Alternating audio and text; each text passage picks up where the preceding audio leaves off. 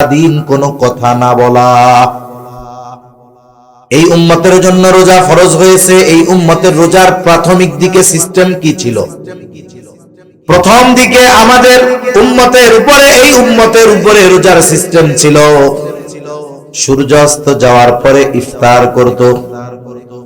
বলে ইফতার করার পর যতক্ষণ না ঘুম যাবে ততক্ষণ খানা দানা সব চলবে, কিন্তু যদি ঘুমায় যায় ঘুম থেকে উঠে আর কিছু খাওয়ার সুযোগ নাই। কেউ যদি ইফতার করে আবার ঘুমায়া যাইতো তাহলে তাকে আর পরের দিন সূর্যাস্তের পরে গিয়ে খাওয়া দাওয়া করা লাগতো। এটা ছিল প্রথম দিকের সিস্টেম। ইফতার করে রাতে নামাজ পড়ে খাওয়া দাওয়া করে এই যে ঘুমাইতো, ঘুম থেকে উঠে আর খাওয়ার কোনো সুযোগ ছিল না। দুইটা ঘটনাকে কেন্দ্র করে আল্লাহ তাআলা আমাদের জন্য রোজাকে আরো ফরজ করে দিয়েছেন। এক সাহাবী, সে দিন আনতো দিন খাইতো, প্রতিদিন তার পরিশ্রম করা লাগতো খাওয়ার জন্য। একদিন ইফতারের সময় সে হালকা কিছু ইফতার করছে, খেজুর দিয়ে একটু পানি দিয়ে। সারাদিন অভুক্ত, খিদা লাগছে। স্ত্রীরে বলছে, তুমি এক কাজ করো, খাবার কিছু আছে কিনা একটু দাও। তা ওনার স্ত্রী বলছে, ঠিক আছে আপনি অপেক্ষা করেন, আমি আসতেছি। এখন খাবার আনতে আনতে ওই লোক ঘুমায় গেছে। ঘুমায় যখন গেছে, বলেন তো ঘুম যেহেতু গেছে, ঘুম থেকে উঠে আর কিছু খাইতে পারবে? এখন সে রোজা, রাত হোক তাতে কি, তার মানে আগে রাইতেও রোজা ছিল, দিনেও তো ছিল। এরপরে লোকটা রোজা রাখছে, পরের দিন দুপুরবেলা কাজ করতে গিয়ে ক্ষুধার তীব্রতায়, দুর্বলতায় অজ্ঞান হয়ে গেছে। এটা হলো একটা ঘটনা। হযরত ওমর রাদিয়াল্লাহু তাআলা আনহু, উনি ইফতার করার পরে, নামাজ কালাম পড়ার পরে ঘুমায় পড়ছেন। পরবর্তীতে ওনার স্ত্রীর সাথে মেলামেশা হয়ে গেছে রাতে। এই দুই ঘটনা নবীজি সাল্লাল্লাহু আলাইহি ওয়াসাল্লামের কাছে জানানো হলো। এই দুই সাহাবীর ঘটনাকে কেন্দ্র করে আল্লাহ তাআলা উম্মতে মুহাম্মাদের জন্য রোজাকে ফরজ করে দিলেন। একেবারে সুবহে সাদিক পর্যন্ত পানাহার স্বাভাবিক সময়ের মতো করে দেওয়া হলো। সূর্যাস্ত থেকে নিয়ে সুবহে সাদিক পর্যন্ত খাওয়া দাওয়া সব কিছু চালু থাকবে। আর সুবহে সাদিক থেকে নিয়ে সূর্যাস্ত পর্যন্ত পানাহার থেকে বিরত থাকবে, স্ত্রীর কাছে যাওয়া থেকে বিরত থাকবে। উম্মতে মুহাম্মাদের জন্য এর পর থেকে রোজাকে সহজ করে দেওয়া হলো, যেই ধারাবাহিকতায় এখন আমরা রোজা রেখে থাকি। তাহলে আমাদের এই উম্মতের উপরেও প্রাথমিক দিকে রোজাটা একটু কঠিন ছিল। পরে আল্লাহ তাআলা আয়াত নাজিল করে, ওহী নাজিল করে উম্মতে মুহাম্মাদের জন্য রোজাকেও সহজ করে দিয়েছে। এই রোজা আমরা সবাই রাখবো তো ইনশাআল্লাহ। শুনেন, যারা বালেগ হয় নাই এদেরও রাখায় অভ্যস্ত করবে। যদি পারে রাখবে, যদি দেখা যায় অসুস্থ হয়ে যাচ্ছে, পারতেছে না, খেয়ে নেবে, কোনো অসুবিধা নেই। ছোট বাচ্চা এখন থেকে অভ্যস্ত হোক, তাহলে কি হবে? পরবর্তীতে তার জন্য রোজা রাখাটা আশা করা যায় কঠিন হবে না, ইনশাআল্লাহ সহজ হয়ে যাবে। এখন এই কষ্ট করে যে আমরা রোজা রাখবো, এই রোজার প্রতিদান কত বেশি, কত বেশি, অনেক হাদিস বলা যাবে। আমি অল্প কয়েকটা হাদিস আপনাদের সাথে একটু আলোচনা করব। এখন এক নাম্বার বিষয় হলো, রোজা রেখে যদি আমরা হাদিসের ঘোষণা অনুযায়ী প্রতিদানগুলো আল্লাহর কাছে পেতে চাই, তাহলে শুধু সারাদিন না খেয়ে থাকলে হবে না, সারাদিন গুনাহ থেকেও বাঁচতে হবে। এজন্য রাসূলুল্লাহ সাল্লাল্লাহু আলাইহি ওয়াসাল্লাম বলেন, কিছু মানুষের রোজা হলো না খেয়ে থাকার নামান্তর। আবার নবীজি সাল্লাল্লাহু আলাইহি ওয়াসাল্লাম বলেন, যে রোজা রাখলো কিন্তু অশ্লীল ফাহিশা মন্দ গুনার কাজ ছাড়লো না, নবীজি বলেন তার না খেয়ে থাকায় আল্লাহ তাআলার কোনো কিছু আসে যায় না। তার মানে কোন ব্যক্তি যদি রোজা রেখে গুনাহ করে, চোখের গুনাহ, হাতের গুনাহ, জবানের গুনাহ, পায়ের গুনাহ, এই গুনাহ যদি করে তাহলে তার রোজাটা কি হয়? শুধু ফরজ আদায় হয়। ওই রোজার দ্বারা যে প্রতিদানের কথা আসছে হাদিসে, এগুলো কিছুই সে পাবে না। রোজার প্রতিদান পাওয়ার জন্য রোজা হতে হবে গুনাহ। গোনাযুক্ত রোজা যদি হয় তাহলে ওই রোজা কেমন যেন 133 পেয়ে পাশ করার মতো। 133 পেয়ে যে পাশ করবে সে এই পাশের কথা মানুষের সামনে বলতে লজ্জা পাবে, ঠিক কিনা বলেন? কতজন তারে টিটকারি করে বলবে, এক কম পাইতা তাহলে আরো ভালো হইতো, আগামী বছর পরীক্ষা দিয়ে আর একটু ভালো রেজাল্ট করতে পারতাম, এখন তো সেই সুযোগও নাই, পাইছো মাত্র 33। এরকম টিটকারি করবে মানুষ তাকে। আর যে পাশ করছে কিন্তু 190 পাইছে, 95 পাইছে, ও মানুষের সামনে বুক ফুলায় বলবে আমি গোল্ডেন এ প্লাস পাইছি, ঠিক কিনা বলেন? তাহলে দুইজনেই পাস, 33 পাওয়া পাস আর 190 পাওয়া পাস, দুইটা কি সমান? আমি আপনি সারাদিন কষ্ট করে না খেয়ে থাকলাম, তৃষ্ণায় কষ্ট করলাম, ক্ষুধায় কষ্ট করলাম, এখন যদি একটু গোনার কারণে প্রতিদান বঞ্চিত হয়ে যায়, এর চাইতে বোকামি আর কোনো কিছু হতে পারে? এই জন্য রোজা রেখে অনেকে সময় কাটানোর জন্য মোবাইল দেখবে, টেলিভিশন দেখবে, গল্প গুজব করবে। আমার মা বোনেরা রোজার মাস 2 বেলা রান্না বান্না নাই, সকালে আর রাত দুপুরে, এবার বসে বসে তিন চারজন এক জায়গায় হয়ে দুনিয়ার সব গল্প শুরু করবে, দেখা যাবে এটা একসময় গীবতের মজলিস হয়ে গেছে, ঠিক কিনা বলেন? এজন্য রোজা রেখে সকল ধরনের গুনাহ থেকে যদি না বাঁচি, বলে ওই রোজা রাখা না রাখায় আল্লাহর কিছু আসে যায় না, ফরজটা আদায় হলো ঠিক, কিন্তু রোজার প্রতিদান থেকে সে বঞ্চিত হলো। এজন্য আমরা সবাই রোজার প্রতিদান চাইতো। রোজার প্রতিদান কত বড়!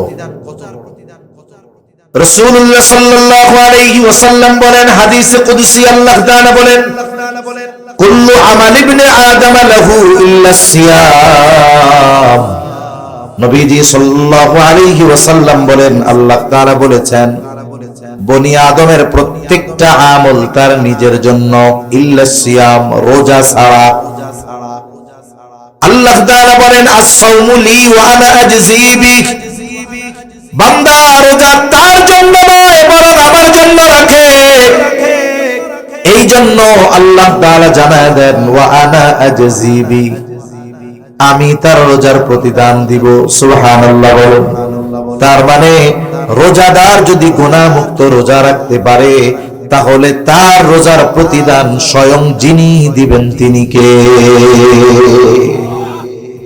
কোন কোন মুহাদ্দিস বলেন যে রোজার প্রতিদান হলো স্বয়ং আল্লাহ নিজে, স্বয়ং আল্লাহ নিজে। এক রাজার 4 বউ, কয় বউ? জোরে কন না, কয় বউ? এনে কেউ আসেননি 4 বউ? নাই, এই জায়গা নাই, পাওয়া যাবে না। এখন দেখেন 4 বউ একজন। এখন ওই রাজা তার 4 বউরই বলছে, আজকে আমার রাজ্যের ধনভাণ্ডার তোমাদের জন্য ওপেন, খুলে দিলাম, যার যা মন চায়, যত মন চায় নেও।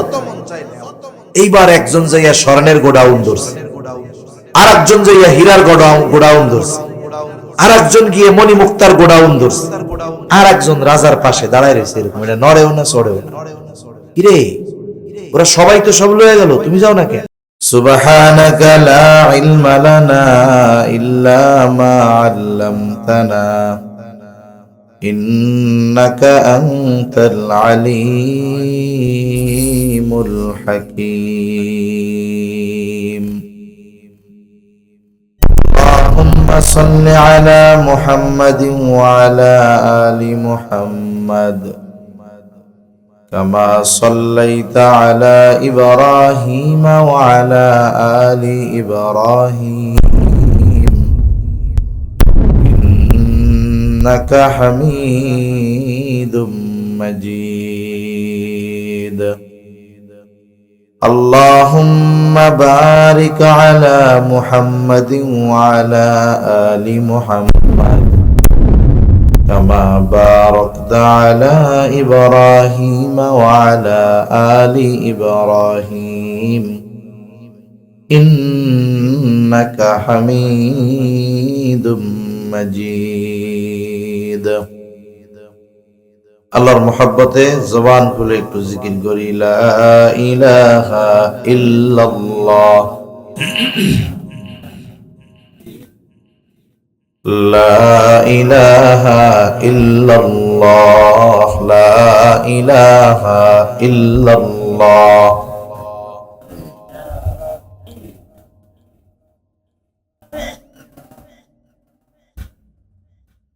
লা ইলাহা ইল্লাল্লাহ, লা ইলাহা ইল্লাল্লাহ,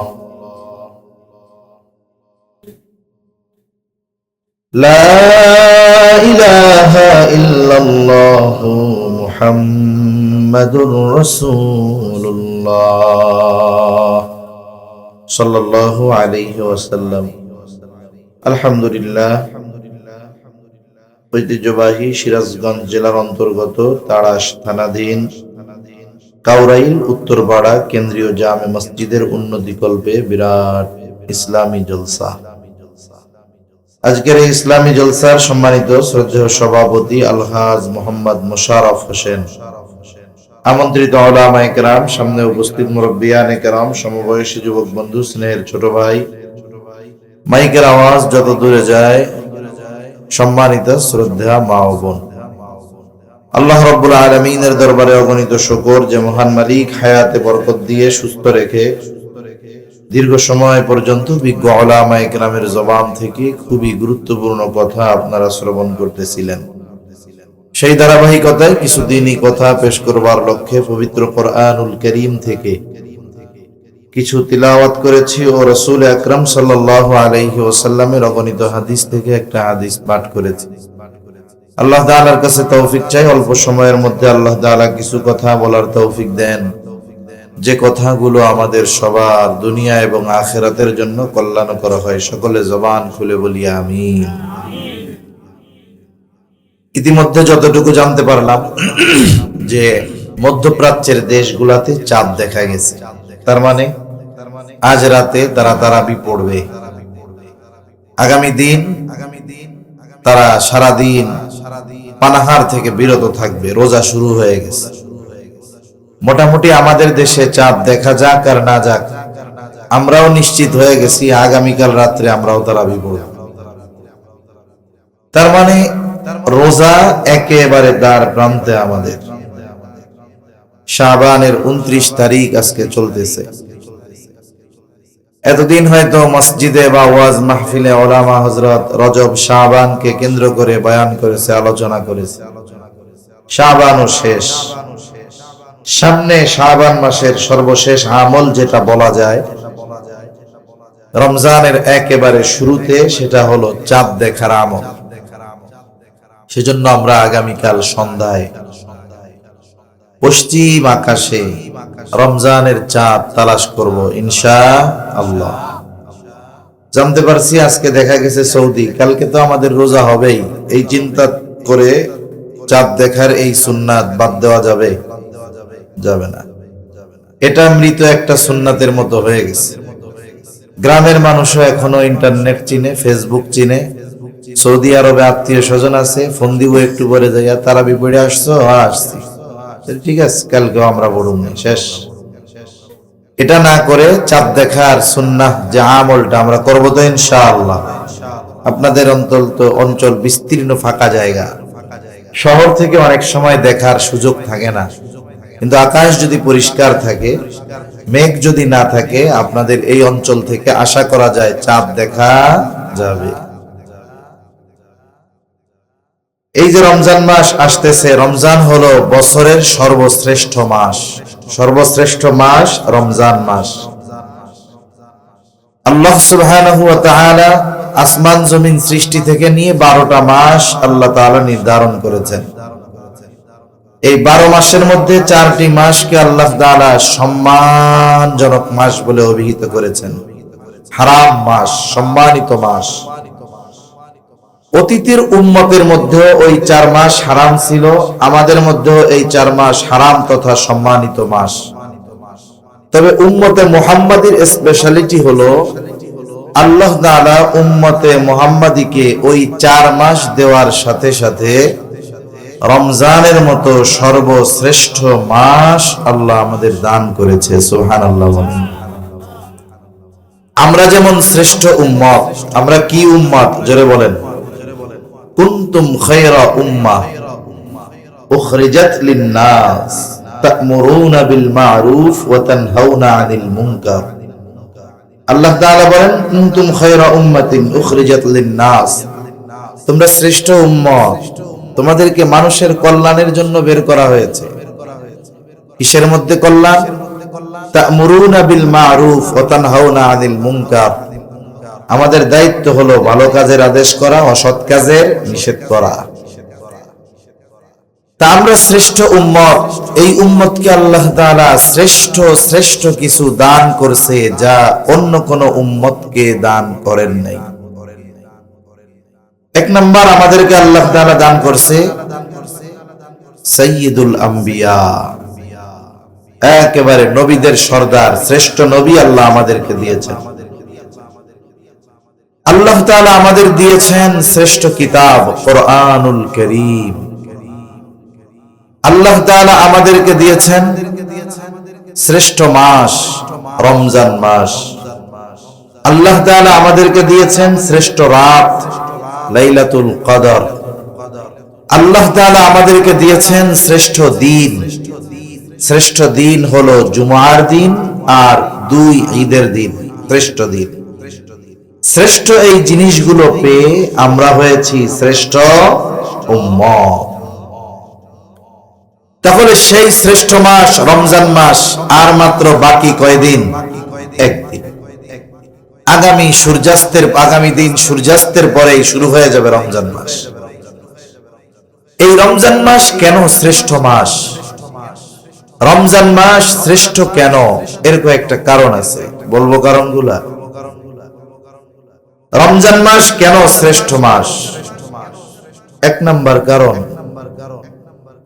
আল্লাহ তাআলা বলেন, শাহরু রমাদানাল্লাযী উনজিলা ফীহিল কুরআন হুদাল লিন-নাসি ওয়া বায়িনাতিম মিনাল হুদা ওয়াল ফুরকান ফামান শাহিদা মিনকুমুশ শাহরা ফালইয়াসুম। আল্লাহ তাআলা কোরআনুল কারীমের মধ্যে জানায়া দেন, রমজান মাস, এই মাসে আল্লাহ নাজিল করেছেন কোরআন। কোরআন হলো মানব জাতির জন্য হেদায়েত, সত্য মিথ্যার পার্থক্যকারী হলো এই কোরআন। এই মাসে আল্লাহ নাজিল করেছেন। সাথে সাথে আল্লাহ তাআলা বলেন, ফামান শাহিদা মিনকুমুশ শাহরা ফালইয়াসুম। যারা এই মাস পাবে তারা যেন এই মাসে রোজা রাখে। তাহলে এই মাসের শ্রেষ্ঠত্বের একটি কারণ, এই মাসে আল্লাহ রোজা ফরজ করেছে। কি ফরজ করেছে? জোরে বলেন, আরো জোরে বলেন, কি ফরজ করেছে? রোজা। কথা কি বুঝেন? কষ্ট হয় না তো? আল্লাহ রাব্বুল আলামিন এই মাসে রোজা ফরজ করেছেন। রোজা কি? বলে রোজা হলো ইসলামের অন্যতম একটি ভিত্তি।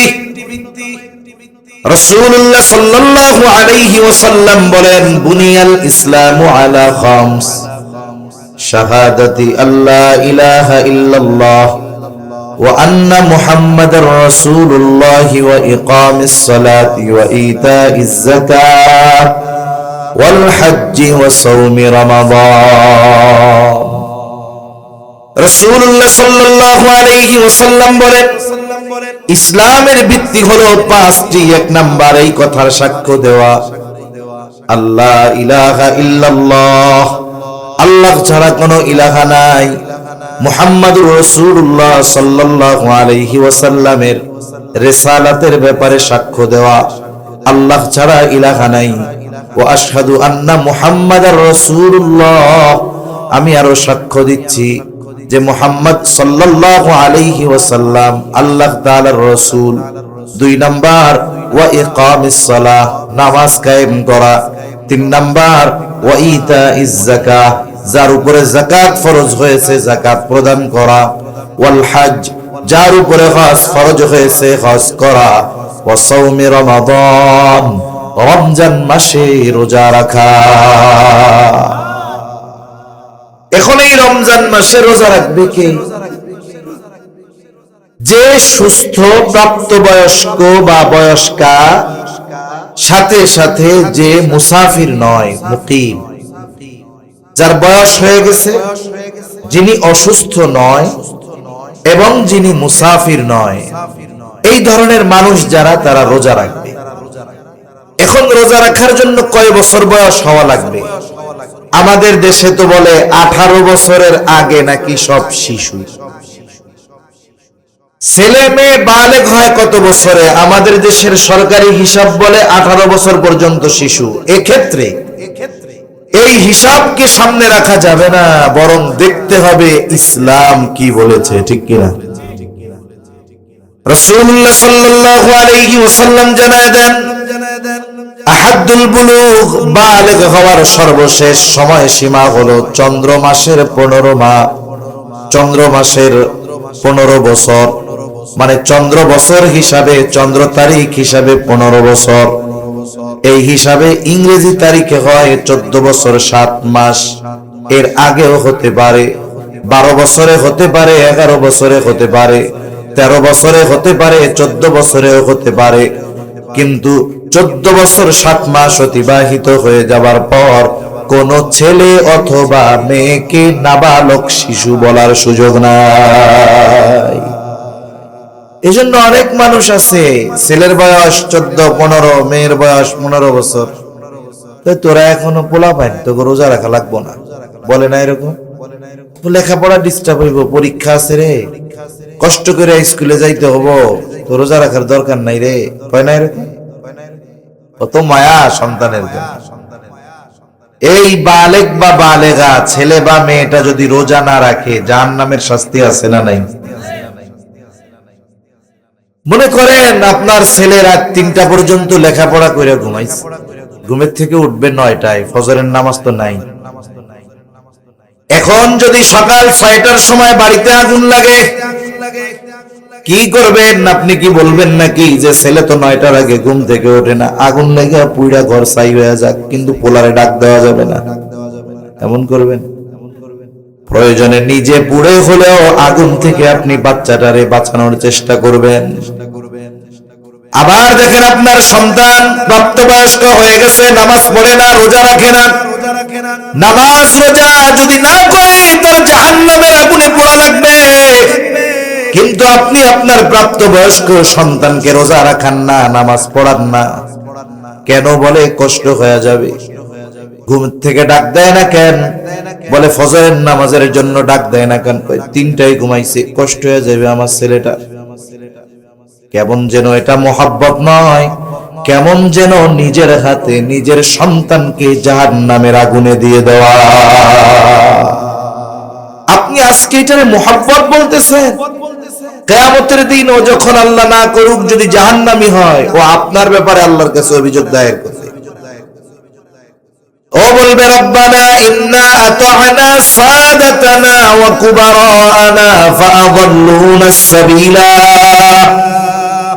বলবে, ও রব, ইন্না আতা'না সাদাতানা ওয়া কুবারানা, আমরা আমাদের বড়দের অনুসরণ করেছি, নেতাদের অনুসরণ করেছি, আমাদের অভিভাবকদের অনুসরণ করেছি, ফাআযাল্লুনা আস-সাবিলা, তারাই আমাদেরকে পথভ্রষ্ট করেছে, তাদের কারণে আজকে আমরা জাহান্নামী হয়েছি।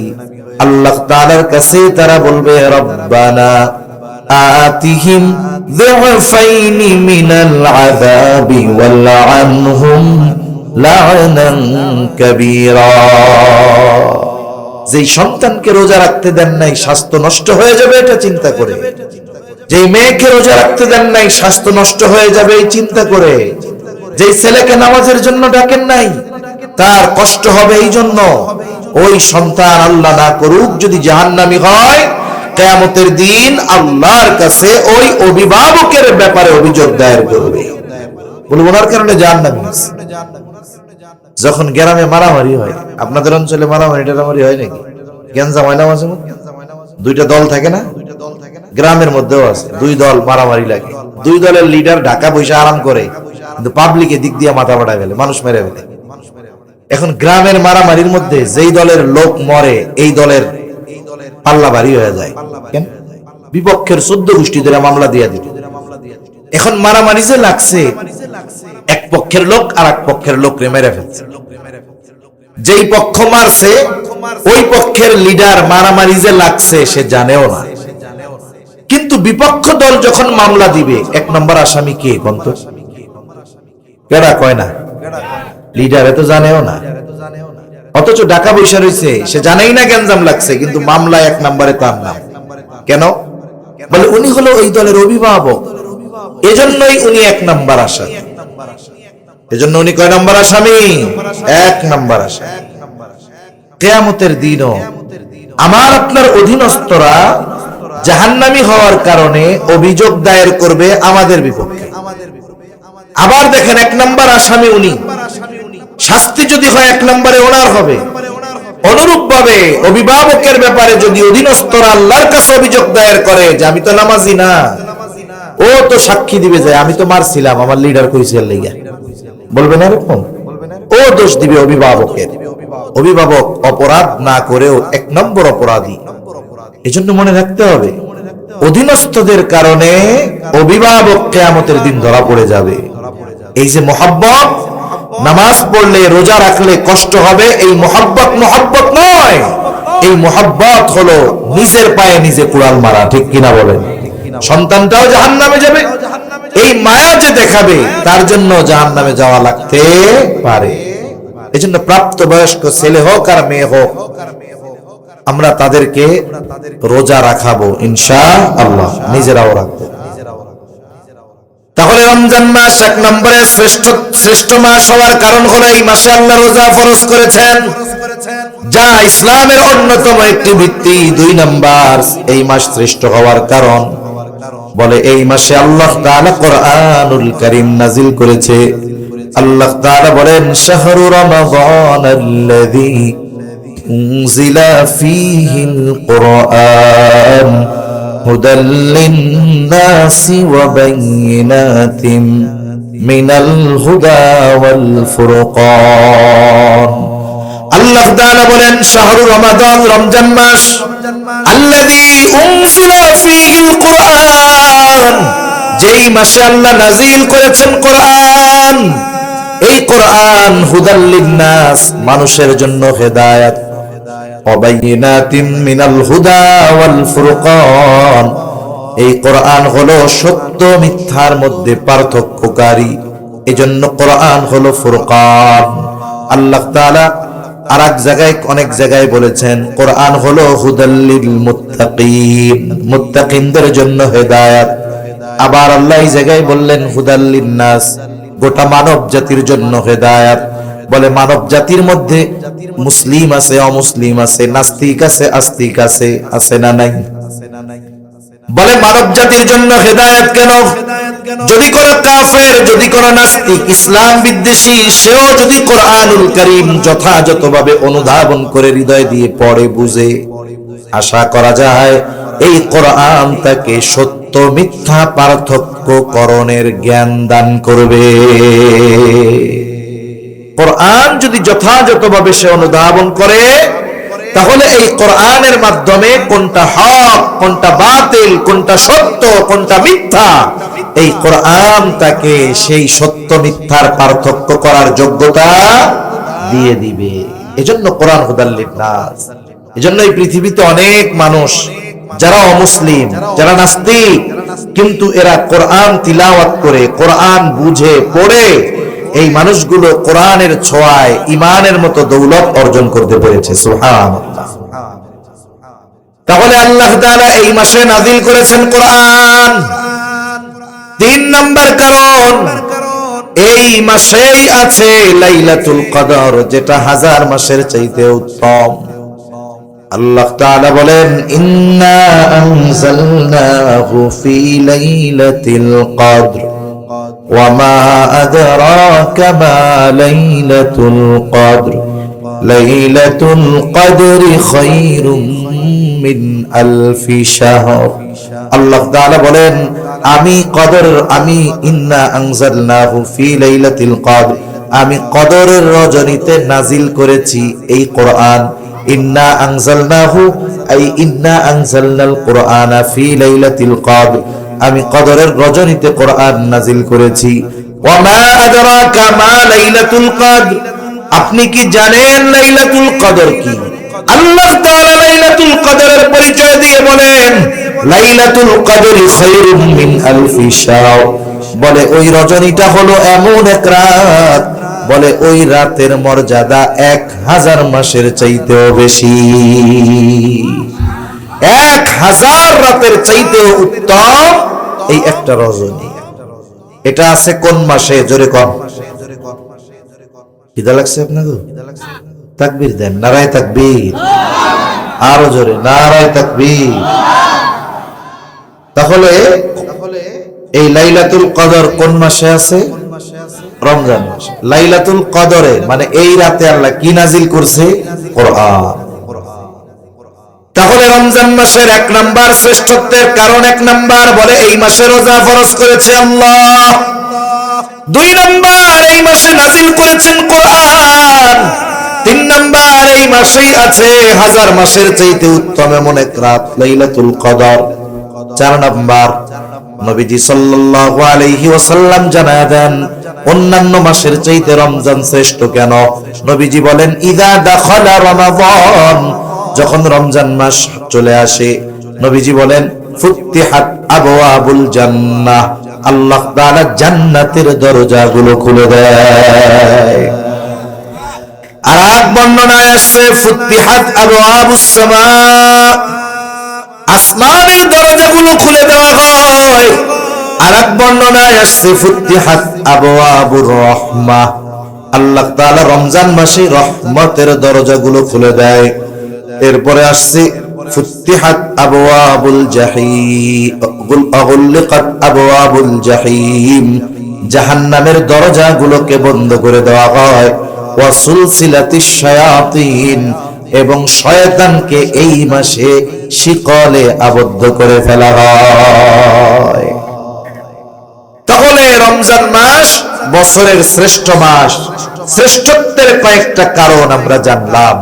এখন এই মাসে আমাদের করণীয় কি আছে এটা নিয়ে অল্প কিছু কথা বলে আমি আমার আলোচনা শেষ করে দিব ইনশাআল্লাহ। বেশি লম্বা কথা বলবো না, কারণ আগামী দিন যেহেতু একেবারে 99% বলা যায় যে আমাদের রোজার প্রস্তুতি আছে, এজন্য গভীর রাত করা ঠিক হবে না। এখন এই মাসে আমাদের আমল কি, করণীয় কি জানার দরকার আছে না? আমরা জানি, তবে এগুলো ঠিক মতো মানি না। 1 নাম্বার এই মাসে যে আমল সেটা হলো রোজা। এটা আমাদের জন্য ফরজ। আল্লাহ তাআলা কোরআনুল কারীমের মধ্যে বলেন ইয়া আইয়ুহাল্লাযীনা আমানু কুতিবা আলাইকুমুস সিয়াম কামা কুতিবা আলাল্লাযীনা মিন ক্বাবলিকুম লাআল্লাকুম তাত্তাকুন। আল্লাহ তাআলা বলেন হে ঈমানদারেরা, কুতিবা আলাইকুমুস সিয়াম, তোমাদের উপরে রোজা ফরজ করা হয়েছে যেমনি ভাবে তোমাদের পূর্ববর্তীদের উপরে ফরজ করা হয়েছিল। আল্লাহ তাআলা রোজা ফরজের ঘোষণা দিয়েছেন, সাথে সাথে বান্দা যেন চিন্তা না করে কেমন করে রোজা রাখবো। এই জন্য আল্লাহ তাআলা বান্দাকে জানায় দেন, বান্দা এই রোজা শুধু তোমাদের উপরে ফরজ করা হয়েছে এমনটা নয়, বরং তোমাদের পূর্ববর্তীদের উপরেও রোজা ফরজ করা হয়েছিল। তোমাদের পূর্ববর্তীদের উপরেও রোজা ফরজ করা হয়েছিল। যখন কোন বিষয়ের আদেশ নতুন করে কাউকে দেওয়া হয়, সে যদি মনে করে এই আদেশ মনে হয় আমার আগে এই পৃথিবীতে আর কেউ, তখন তার কাছে কঠিন লাগবে। যদি তারে বলা হয় আরে মিয়া তুমি কি প্রথমে এই কাজ করবা নাকি, তোমার আগে কত মানুষে করছে, তখন তার মধ্যে একটা মানসিক চিন্তা আসবে, আমার আগে যদি মানুষেরা কইরা থাকে তাহলে আমি পারবো না কেন? ঠিক কিনা বলেন? এজন্য আল্লাহ তাআলা আদেশ করার পর জানায়া দিলেন এই রোজা শুধু তোমাদের উপরে ফরজ করা হয়েছে এমনটা নয়, বরং তোমাদের পূর্ববর্তীদের উপরেও এই রোজা ফরজ করা হয়েছিল। পূর্ববর্তীদের উপরে রোজা ফরজ ছিল, আদম আলাইহিস সালাম থেকে নিয়ে প্রত্যেকটা উম্মতের উপরে রোজা ফরজ ছিল, তবে রোজার সিস্টেম ছিল ভিন্ন ভিন্ন। সব উম্মতের উপরে এক ধরনের রোজা আল্লাহ ফরজ করেন নাই। যেমন অতীতের উম্মতদের থেকে জানা যায় সারাদিন কথা না বলা এটাও ছিল এক ধরনের রোজা। যেমন হযরত মারইয়াম আলাইহিস সালাম যখন আল্লাহর কুদরত ঈসা আলাইহিস সালাতু ওয়াস সালামকে ভূমিষ্ঠ করলেন, দুনিয়ায় আসলো ঈসা আলাইহিস সালাম। বাবা বিহীন আল্লাহ তাআলা তাকে দুনিয়ায় পাঠিয়েছেন। এবার দুগ্ধপোষ্য ওই শিশু সন্তানকে নিয়ে আল্লাহ তাআলা আদেশ দিলেন, যাও তুমি তোমার কওমের কাছে চলে যাও। সাথে সাথে আল্লাহ রাব্বুল আলামিন তাকে জানায়া দিলেন যে তোমারে তো তোমার কওম সম্প্রদায় অনেক কথা জিজ্ঞাসা করতে পারে, তুমি তখন কি করবা? আল্লাহ তাআলা শিখায় দিলেন, তুমি বলবা ফাকুলি ইন্নী নাযারতু লিররহমানি সাওমান ফালান উকাল্লিমাল ইয়াওমা ইনসিয়া। যখন আসছে নিয়া, বিবাহ শাদী হয় নাই, কোলে বাচ্চা, স্বাভাবিক মানুষেরা তো খারাপ বলতেছে, জিজ্ঞাসা করতেছে পোলা কার, এই কার। সে এখন বলে আমি আজকে দয়াময়ের প্রতি সাথে ব্যাপারে এই মানত করছি যে আজকে আমি রোজা, আজকে আমি আর কোনো কথা বলতে পারবো না। তার মানে দেখুন, সারাদিন কথা না বলা এটাও রোজার একটা সিস্টেম ছিল, যে আমি আজকে মানত করেছি এটা যে আমি আজকে রোজা, যার কারণে ফালান উকাল্লিমাল ইয়াওমা ইনসি, আমি তোমাদের সাথে কোনো কথা বলতে পারবো না আজকের এই দিন। এখন কথা না বললে বাস্তব অবস্থা কি জানা যাবে? ঘটনা কি তো কিছু জানা যাবে না। এবার তারা বলা বলে শুরু করতেছে, ইয়া উখতা হারুনা মা কানা আবুকি ইমরাআ সাউইন ওয়া মা কানাত উম্মুকি বাগিয়া। হে হারুনের ভগ্নী, তোমার বাবাও তো খারাপ মানুষ না, তোমার মাও তো ব্যভিচারিণী না, এই পোলা বাচ্চা তুমি পাইলা কোথায়? এইবার সে তো আজকে রোজা রাখছে, ইশারা দিয়া বুঝায় দিছে আমি রোজা, আল্লাহর জন্য আজকে আমি রোজা রাখছি, কথা কইতে পারবো না। আল্লাহ রাব্বুল আলামিনের আদেশ, কথা তুমি বলবা না, আল্লাহই তো আদেশ দিয়েছে ওই বাচ্চারে দেখায়া দিবা। ওরা যখন এই কথা বলতেছে, মারিয়াম আলাইহিস সালাম ঈসা আলাইহিস সালামের দিকে ইশারা করে দিছে, আমি তো কথা বলতে পারবো না, এর জিগাও। এখন 2-1 দিনের শিশু কথা বলতে পারে নাকি? জোরে বলেন, পারে? পারে না। এরা এবার বলতেছে, ইশারা দিয়া দিছে এইদিকে, ফাশারাত ইলাইহি, আমারে কিছু না কইয়া এই বাচ্চারে জিগাও। তারা বলে, ক্বালু কাইফা নুকাল্লিমু মান কানা ফিল মাখদি সাবিয়্যা। হায়রে, দোলনার শিশু, কোলের শিশু, এ আবার কেমনে কথা বলবে? মূল কথা যেটা, অতীতের উম্মতদের মাঝে রোজার একটা সিস্টেম ছিল, সারাদিন কোনো কথা না বলা। এই উম্মতের জন্য রোজা ফরজ হয়েছে। এই উম্মতের রোজার প্রাথমিক দিকে সিস্টেম কি ছিল? প্রথম দিকে আমাদের উম্মতের উপরে, এই উম্মতের উপরে রোজার সিস্টেম ছিল, সূর্যাস্ত যাওয়ার পরে ইফতার করত। বলে ইফতার করার পর যতক্ষণ না ঘুম যাবে ততক্ষণ খানা দানা সব চলবে, কিন্তু যদি ঘুমায় যায়, ঘুম থেকে উঠে আর কিছু খাওয়ার সুযোগ নাই। কেউ যদি ইফতার করে আবার ঘুমায়া যাইতো, তাহলে তাকে আর পরের দিন সূর্যাস্তের পরে গিয়ে খাওয়া দাওয়া করা লাগতো। এটা ছিল প্রথম দিকের সিস্টেম। ইফতার করে রাতে নামাজ পড়ে খাওয়া দাওয়া করে এই যে ঘুমাইতো, ঘুম থেকে উঠে আর খাওয়ার কোনো সুযোগ ছিল না। 2টা ঘটনাকে কেন্দ্র করে আল্লাহ তাআলা আমাদের জন্য রোজাকে আরো ফরজ করে দিয়েছে। এক সাহাবী, সে দিন আনতো দিন খাইতো, প্রতিদিন তার পরিশ্রম করা লাগতো খাওয়ার জন্য। একদিন ইফতারের সময় সে হালকা কিছু ইফতার করছে, খেজুর দিয়ে একটু পানি দিয়ে, সারাদিন অভুক্ত, খিদা লাগছে। স্ত্রীরে বলছে, তুমি এক কাজ করো, খাবার কিছু আছে কিনা একটু দাও। তা ওনার স্ত্রী বলছে, ঠিক আছে, আপনি অপেক্ষা করেন, আমি আসতেছি। এখন খাবার আনতে আনতে ওই লোক ঘুমায় গেছে। ঘুমায় যখন গেছে, বলেন তো, ঘুম যেহেতু গেছে, ঘুম থেকে উঠে আর কিছু খাইতে পারবে?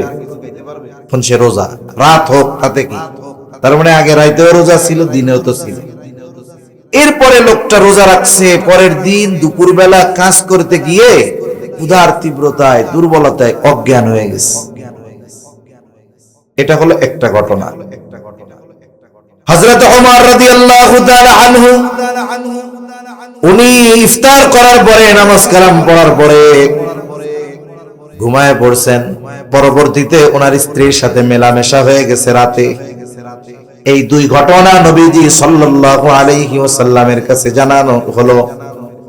এই দুই সাহাবীর ঘটনাকে কেন্দ্র করে আল্লাহ তাআলা উম্মতে মুহাম্মাদের জন্য রোজাকে ফরজ করে দিলেন।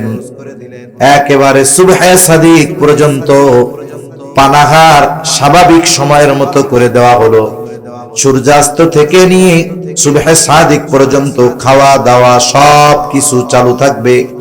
আর সুবহে সাদিক থেকে নিয়ে সূর্যাস্ত পর্যন্ত পানাহার থেকে বিরত থাকবে, স্ত্রীর কাছে যাওয়া থেকে বিরত থাকবে।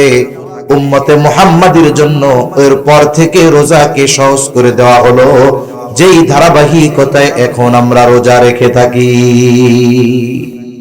তাহলে আমাদের এই উম্মতের উপরেও প্রাথমিক দিকে রোজাটা একটু কঠিন ছিল, পরে আল্লাহ তাআলা আয়াত নাজিল করে, ওহী নাজিল করে উম্মতে মুহাম্মাদের জন্য রোজাকেও সহজ করে দিয়েছে।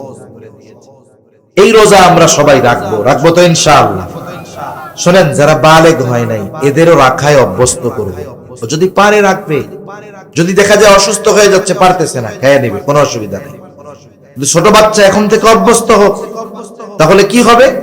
পরবর্তীতে তার জন্য রোজা রাখাটা আশা করা যায় কঠিন হবে না, ইনশাআল্লাহ সহজ হয়ে যাবে। এখন এই কষ্ট করে যে আমরা রোজা রাখবো, এই রোজার প্রতিদান কত বেশি অনেক হাদিস বলা যাবে। আমি অল্প কয়েকটা হাদিস আপনাদের সাথে একটু আলোচনা করব। এখন এক নাম্বার বিষয় হলো, রোজা রেখে যদি আমরা হাদিসের ঘোষণা অনুযায়ী প্রতিদানগুলো আল্লাহর কাছে পেতে চাই, তাহলে শুধু সারাদিন না খেয়ে থাকলে হবে না, সারাদিন গুনাহ থেকেও বাঁচতে হবে। এজন্য রাসূলুল্লাহ সাল্লাল্লাহু আলাইহি ওয়াসাল্লাম বলেন, কিছু মানুষের রোজা হলো না খেয়ে থাকার নামান্তর। আবার নবীজি সাল্লাল্লাহু আলাইহি ওয়াসাল্লাম বলেন, যে রোজা রাখলো কিন্তু অশ্লীল ফাহিশা মন্দ গুনার কাজ ছাড়লো না, নবীজি বলেন তার না খেয়ে থাকায় আল্লাহ তাআলার কোনো কিছু আসে যায় না। তার মানে কোন ব্যক্তি যদি রোজা রেখে গুনাহ করে, চোখের গুনাহ, হাতের গুনাহ, জবানের গুনাহ, পায়ের গুনাহ, এই গুনাহ যদি করে, তাহলে তার রোজাটা কি হয়? শুধু ফরজ আদায় হয়। ওই রোজার দ্বারা যে প্রতিদানের কথা আসছে হাদিসে, এগুলো কিছুই সে পাবে না। রোজার প্রতিদান পাওয়ার জন্য রোজা হতে হবে গুনাহযুক্ত রোজা যদি হয়, তাহলে ওই রোজা কেমন যেন 133 পেয়ে পাশ করার মতো। 133 পেয়ে যে পাশ করবে, সে এই পাশের কথা মানুষের সামনে বলতে লজ্জা পাবে, ঠিক কিনা বলেন? কতজন তারে টিটকারি করে বলবে, এক কম পাইতা তাহলে আরো ভালো হইতো, আগামী বছর পরীক্ষা দিয়ে আর একটু ভালো রেজাল্ট করতে পারতাম, এখন তো সেই সুযোগও নাই, পাইছো মাত্র 33। এরকম টিটকারি করবে মানুষ তাকে। আর যে পাস করছে কিন্তু 190 পাইছে, 95 পাইছে, ও মানুষের সামনে বুক ফুলায় বলবে আমি গোল্ডেন এ প্লাস পাইছি, ঠিক কিনা বলেন? তাহলে দুইজনেই পাস, 33 পাওয়া পাস আর 190 পাওয়া পাস, দুইটা কি সমান? আমি আপনি সারাদিন কষ্ট করে না খেয়ে থাকলাম, তৃষ্ণায় কষ্ট করলাম, ক্ষুধায় কষ্ট করলাম, এখন যদি একটু গুনার কারণে প্রতিদান বঞ্চিত হয়ে যায়, এর চাইতে বোকামি আর কোনো কিছু হতে পারে? এজন্য রোজা রেখে অনেকে সময় কাটানোর জন্য মোবাইল দেখবে, টেলিভিশন দেখবে, গল্প গুজব করবে। আমার মা বোনেরা, রোজার মাস 2 বেলা রান্না বান্না নাই, সকালে আর রাত দুপুরে, এবার বসে বসে তিন চারজন এক জায়গায় হয়ে দুনিয়ার সব গল্প শুরু করবে। দেখা যাবে এটা একসময় গীবতের মজলিস হয়ে গেছে, ঠিক কিনা বলেন? এজন্য রোজা রেখে সকল ধরনের গুনাহ থেকে যদি না বাঁচি, বলে ওই রোজা রাখা না রাখায় আল্লাহর কিছু আসে যায় না। ফরজটা আদায় হলো ঠিক, কিন্তু রোজার প্রতিদান থেকে সে বঞ্চিত হলো। এজন্য আমরা সবাই রোজার প্রতিদান চাইতো। রোজার প্রতিদান কত বড়! রাসূলুল্লাহ সাল্লাল্লাহু আলাইহি ওয়াসাল্লাম বলেন, হাদিসে কুদসি আল্লাহ তাআলা বলেন, কুল্লু আমাল ইবনে আদম লাহু ইল্লা সিয়াম। নবীজি সাল্লাল্লাহু আলাইহি ওয়াসাল্লাম বলেন, আল্লাহ তাআলা বলেছেন, বনি আদমের প্রত্যেকটা আমল তার নিজের জন্য, ইল্লা সিয়াম, রোজা ছাড়া। আল্লাহ তাআলা বলেন আস-সাওমু লি ওয়া আনা আজজি বিহি, বান্দা রোজা তার জন্য নয় বরং আমার জন্য রাখে। এই জন্য আল্লাহ তাআলা জানায় দেন ওয়া আনা আজজি বিহি, আমি তার রোজার প্রতিদান দিব। সুবহানাল্লাহ বলেন। তার মানে রোজাদার যদি গুনাহ মুক্ত রোজা রাখতে পারে তাহলে তার রোজার প্রতিদান স্বয়ং যিনি দিবেন তিনি কে? কোন কোন মুহাদ্দিস বলেন যে রোজার প্রতিদান হলো স্বয়ং আল্লাহ নিজে, স্বয়ং আল্লাহ নিজে। এক রাজার চার বউ, কয় বউ? জোরে কন না, কয় বউ? এনে কেউ আছেন নি চার বউ? নাই, এই জায়গা নাই, পাওয়া যাবে না। এখন দেখেন চার বউ একজন। এখন ওই রাজা তার চার বউরই বলছে আজকে আমার রাজ্যের ধনভাণ্ডার তোমাদের জন্য ওপেন, খুলে দিলাম, যার যা মন চায় যত মন চায় নেও। এইবার একজন যাইয়া স্বর্ণের গোডাউন ধরছে, আর একজন যাইয়া হীরার গোডাউন ধরছে, আর একজন গিয়ে মণিমুক্তার গোডাউন ধরছে, আর একজন রাজার পাশে দাঁড়ায় রয়েছে এরকম, এটা নড়েও না চড়েও না। কিরে ওরা সবাই তো সব লয়ে গেল, তুমি যাও না কেন? বলে আমার কিছু লাগবে না, আমার আপনারে লাগবে। কারে লাগবে? জোরে কথা। আমার কিছু লাগবে না, আমার আপনারে লাগবে। কেন? ইমাম গাজ্জালী রাহমাতুল্লাহি আলাইহি কিমিয়ায়ে সাআদাত কিতাবের মধ্যে বলেন মান লাহুল মাওলা ফালাহুল কুল। আরে বলে যার মাওলা যার, বলে সব কিছুই তো তার। বলে রাজা আমার কিছু লাগবে না, আমার আপনাকে লাগবে। আপনাকে যদি আমি পেয়ে যাই সবকিছুই আমার হয়ে যাবে। কেমন যেন রোজাদার, প্রকৃত রোজাদার আল্লাহকে পেয়ে যাবে, যে তার রোজার বিনিময় হবে রব। সে আল্লাহর কাছে যা মন চায় তা চাইতে পারবে, আল্লাহ তাআলা তাকে তাই দিবে। সুবহানাল্লাহ। এজন্য বলেন রোজার প্রতিদান স্বয়ং আল্লাহ নিজে। সুবহানাল্লাহ। আবার আল্লাহ রাব্বুল আলামিনের নবী জানায় দেন যারা দুনিয়ায় আল্লাহর জন্য পিপাসিত থাকবে,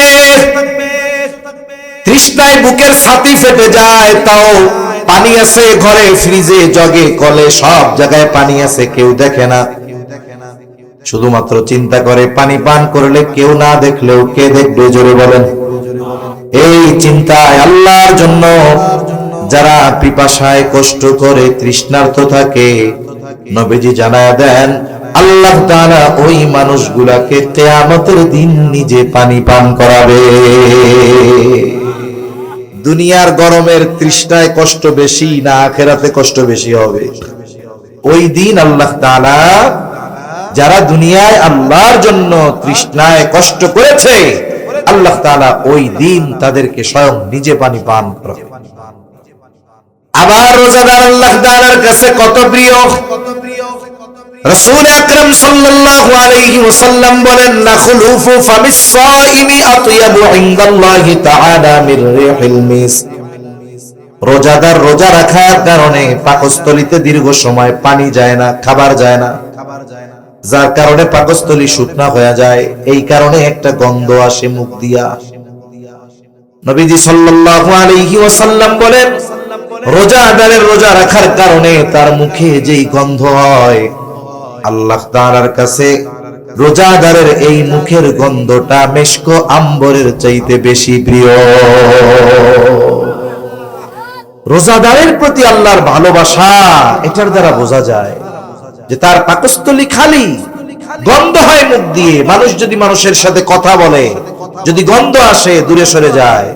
কিন্তু রোজাদার রোজা রাখার কারণে যেই গন্ধ হয় এটা আল্লাহর কাছে অপ্রিয় নয়। এর দ্বারা রোজাদার আল্লাহর কাছে কত প্রিয় এটা মোটামুটি অনুধাবন করা যায়। এখন যদি ওই মুখ দিয়ে আমি আপনি গীবত করি, গীবত বুঝেন? একজনের অনুপস্থিতিতে তার দোষ ত্রুটি চর্চা করা, আলোচনা করা, মজা নেওয়ার জন্য, তার সংশোধনের জন্য নয়, শুধুমাত্র মজা নেওয়ার জন্য, তাকে হেয় করার জন্য। যেই দোষটা তার মধ্যে আছে তার অনুপস্থিতিতে যদি আলোচনা করা হয় মজা নেওয়ার জন্য, তাহলে এটা হলো গীবত। গীবত এটা মৃত ভাইয়ের গোশত খাওয়ার চাইতেও জঘন্য। নাউজুবিল্লাহ বলে। এজন্য আমাদের সমাজে গীবত এটা হয়ে গেছে গীবাতের মতো। গীবাতের মতো, গীবাতের মতো। মসজিদের মধ্যেও গীবত আছে না নাই? মসজিদের মধ্যে আল্লাহর ঘরে যাইয়াও গীবত করে। যে কোনো মজলিসে 2-4 জন এক জায়গায় বসলে আরেকজনের নামে গীবত শুরু হয়ে যায়।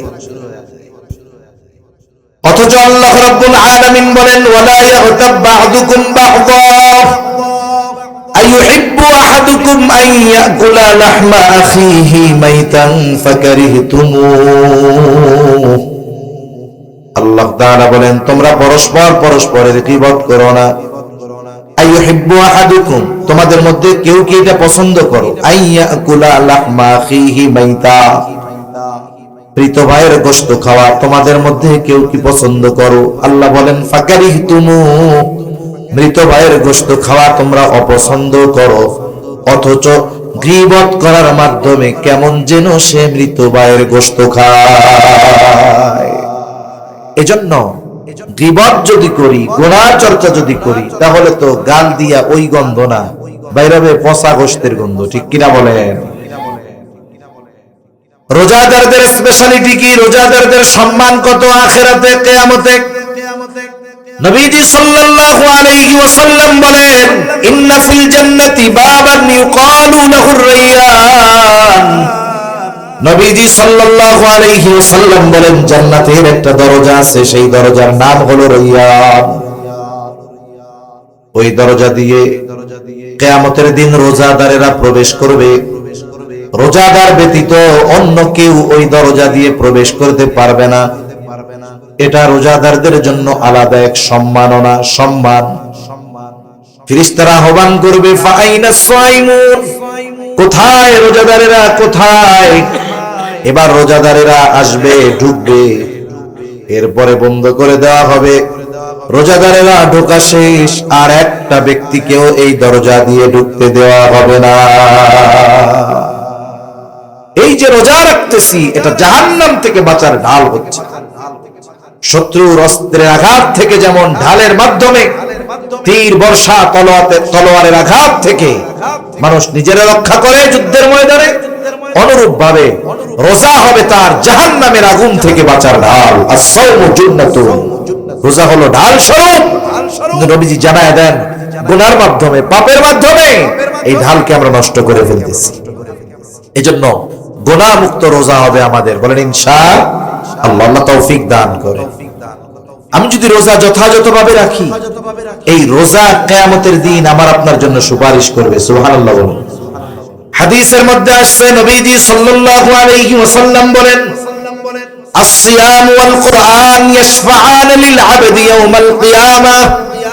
সিয়াম এবং কোরআন কিয়ামতের দিন বান্দার জন্য আল্লাহর কাছে সুপারিশ করবে। সিয়াম বলবে, আয় রব, ইন্নী মানাতুহু আত-তাআমা ওয়াশ-শাহাওয়াতি বিন-নাহার ফাশাফি'নি ফীহি। আয় আল্লাহ, আমি তাকে দিনের বেলা পানাহার থেকে, স্ত্রীর কাছে যাওয়া থেকে বিরত রেখেছি, তার ব্যাপারে আপনি আমার সুপারিশ কবুল করেন।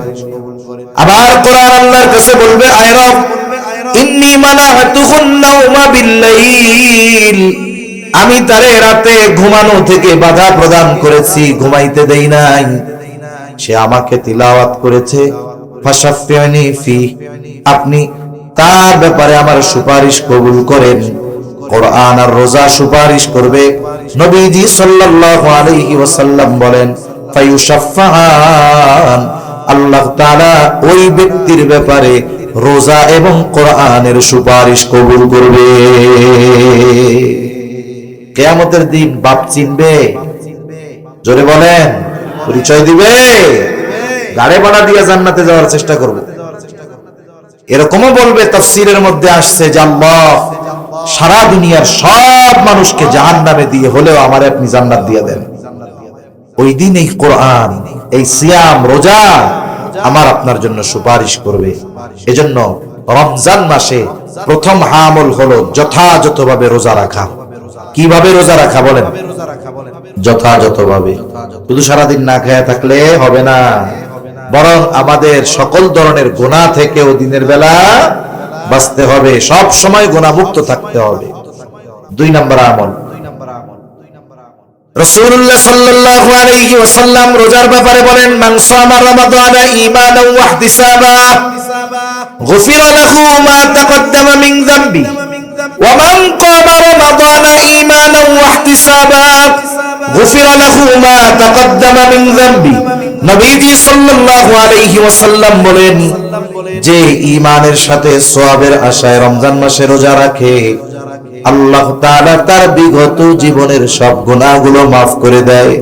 আবার যে ব্যক্তি রমজান মাসে ঈমানের সাথে সওয়াবের আশায় নামাজ পড়ে, মুফাসসিরিনে কেরাম বলেন তারাবির কথা, তারাবি পড়ে আল্লাহ তাআলা তার বিগত জীবনের সব গুনাহগুলো maaf করে দেয়। এখন এই তারাবি, এই তো কষ্ট আমাগো। আহা, অনেকে চিন্তা করতেছে রোজা তো রাখবো কষ্ট করে, বিকাল বেলা তো ইফতারটা ভালো করবো, তারাবি 20 রাকাত, উফ, এখনই কোমর ব্যথা, গিরা ব্যথা, ঠ্যাং ব্যথা শুরু হয়ে গেছে। এজন্য হাদিসের মধ্যে আসছে, রমজান মাস যখন আসে মুমিনের অন্তরের মধ্যে এক ধরনের প্রফুল্লতা কাজ করে। কেন? প্রকৃত ইমানদার চিন্তা করে, এই তো সুবর্ণ সুযোগ, আগামী 1 মাসের পাথেয় সংগ্রহ, 11 মাসের পাথেয় সংগ্রহ করার। মোবাইল চার্জ দেন 1 ঘন্টা, টিভেন 12 ঘন্টা, তাই না? কয় এই 1 মাস সে আমলের মাধ্যমে সামনের 11 মাসের পাথেয় সংগ্রহ করে নিবে। এজন্য তার আনন্দ লাগে, ইবাদতের মৌসুম।